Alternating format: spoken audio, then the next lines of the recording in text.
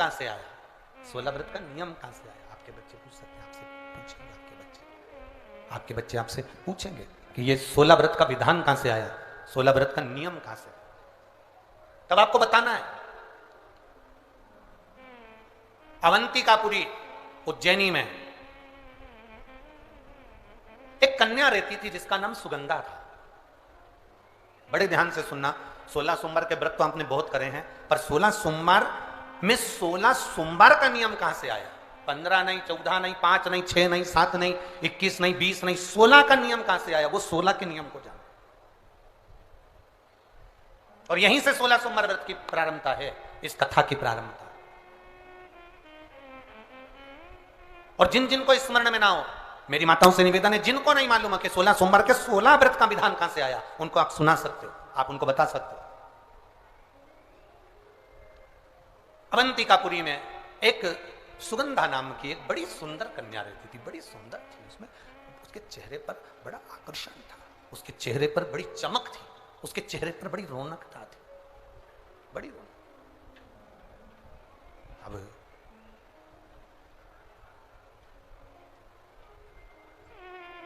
उसकी माता, सुगंधा की जो मां थी, सुगंधा जो कन्या थी, उसकी जो माता थी जिसका नाम रेणुका था, वो रेणुका एक काम बड़ा विचित्र करती थी। किसी भी देवालय में जाती थी, किसी तीर्थ में जाती थी, किसी मंदिर में जाती थी, किसी शिवालय में जाती थी, किसी तीर्थ स्थान पर जाती थी, पुष्प साथ में ले जाए ना ले जाए, प्रसाद साथ में ले जाए ना ले जाए, सोना चांदी दान करने के लिए ले जाए ना ले जाए, पैसा धेला कहीं चढ़ाने ले जाए ना ले जाए, वो एक इत्र की शीशी में रुई को भिंगो कर एक डब्बी में भरकर लेकर जाती थी। और उसका नियम था वो रेणुका का कि वो रुई, वो कपास, वो जो इत्र लगा हुआ, जो पदार्थ, जो इत्र लगी हुई जो रुई है, उस रुई को, उस कपास को भगवान के दरवाजे पर, चौखट पर उसको लगा कर आती थी। ये रेणुका का नियम था, ये सुगंधा की मां का नियम था।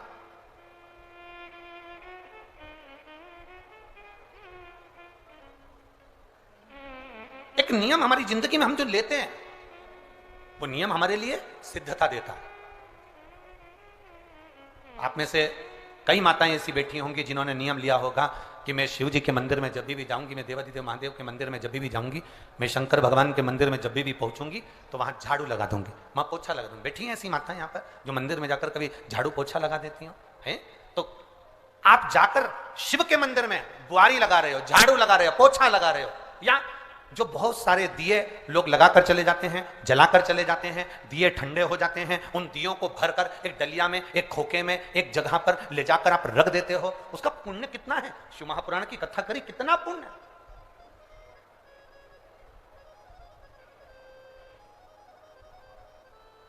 गुरु नानक देव जी ने तो अपने शिष्य वाले से कहा था,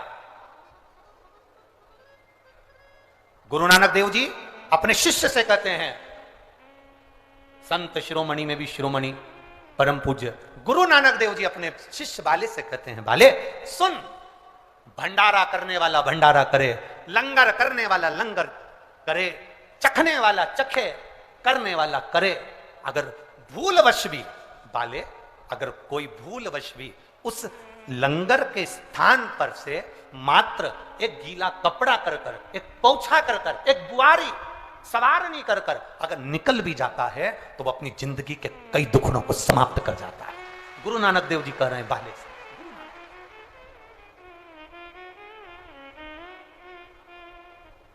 अब शिरोमणि संतों में शिरोमणि गुरु नानक देव जी कहते हैं कि कोई लंगर करे, कोई लंगर चखे, मतलब कोई भंडारा करे और कोई भंडारा खाए, कोई लंगर करे, कोई लंगर चखे।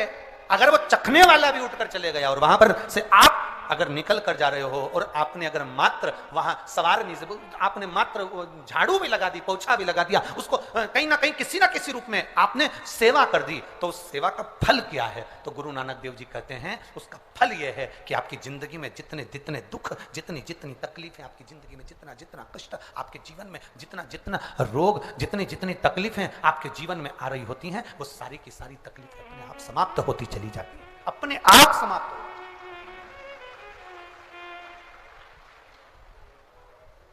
अब रेणुका नियम था, एक इत्र की शीशी में से इत्र निकाल लेती थी, उस इत्र को रेणुका वो भगवान की जो चौखट थी, भगवान का जो द्वार था, भगवान की जो दरवाजा था, भगवान का जो द्वार था, भगवान की जो चौखट थी, उस चौखट पर उसको लगा देती रेणुका। उसका फल क्या मिला? अभी इस पत्र के माध्यम से अपन ने सुना, इन्होंने जो फोटो लगाए करे सब, इस पत्र के माध्यम से अपन ने देखा कि डॉक्टर ने कह दिया, डॉक्टर ने बोल दिया कि गर्भाशय में जो बच्चा था